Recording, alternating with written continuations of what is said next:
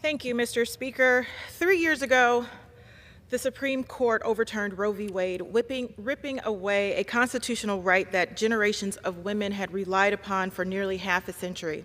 In that moment, the court did not just revoke legal precedent, they set in motion a wave of chaos, cruelty, and control. What followed was a full-scale assault on reproductive health care, abortion, contraception, IVF, and even access to emergency care. And in Ohio, we felt the effects immediately. Just hours after the Dobbs decision was handed down, an extreme and deeply unpopular 6-week abortion ban went into effect, essentially outlawing abortion for many people before they even knew they were pregnant. The law put the lives of millions of women in danger overnight. It forced healthcare providers to choose between following their sworn oath to care for patients or facing criminal charges.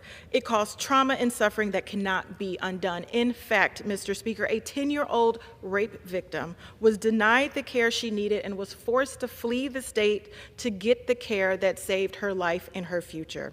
And yet, despite all of this, the people of Ohio did what we have always done in the face of injustice. We fought back. In November 2023, Ohioans from across the political spectrum came together to vote to enshrine reproductive freedom directly into our state's constitution. The ability to bear a child, to use contraception, and to access abortion care. It was a powerful, hopeful moment. But Mr. Speaker, our work is far from over. Because within days of that historic vote, Republican lawmakers in Ohio announced they would do everything in our power to prevent our laws from being removed. That's right. Just days after the people spoke loudly and clearly, some legislators pledged to ignore the will of the voters, and now they're following through. Just last week, members of the Ohio State House introduced one of the most extreme anti-choice bills in the country. This dangerous bill would ban nearly all abortions in Ohio, criminalize doctors, and potentially treat patients seeking care as criminals. Let me be crystal clear. Under this proposal, abortion could be prosecuted as homicide. There would be no meaningful exceptions, not for rape and not for incest. One of the bill's lead supporters, an anti-woman activist, was asked whether he worried this would overturn the will of the voters, the constitutional amendment the people of Ohio passed a couple years ago. He said he wasn't concerned. He said, and I quote, "The will of the voters was evil." The will of the voters was evil. Mr. Speaker, I don't think I've heard anything less American. The will of the voters is the bedrock of our democracy, and just as these extremists want to take away the decision-making capabilities of women, they have not stopped there. They want to take away the decision-making capability of all Ohioans. That's the ideology we're up against, one where the voice of the people isn't just disregarded, it's condemned.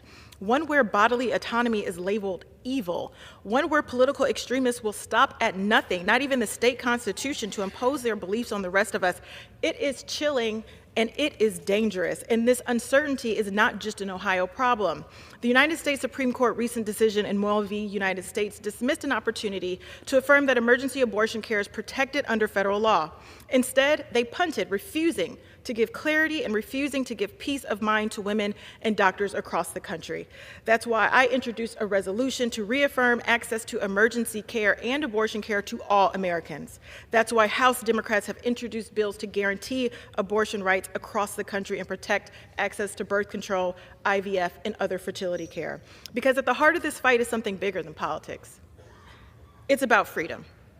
The freedom to control our own bodies, the freedom to decide when, if, and how we grow our families, the freedom to choose our own futures on our own terms. We are the best people to make those decisions for ourselves. Mr. Speaker, there are a lot of brilliant minds here in this legislative chamber and in state houses and in courts all across the country, but women do not need them to be in our most intimate decision-making rooms and moments. As a representative of Ohio's 13th Congressional District, I will keep standing up for our freedom.